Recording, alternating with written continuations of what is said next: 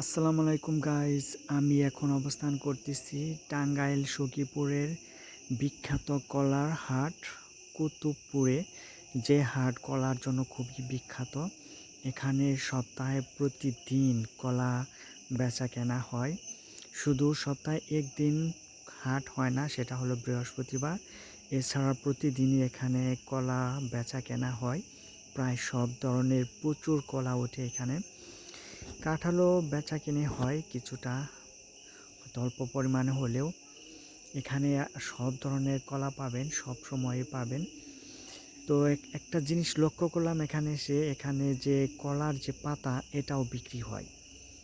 তো আমি দেখলাম যে এটার মোটামুটি ভালো চাহিদা আছে, মোটামুটি ভালোই দাম।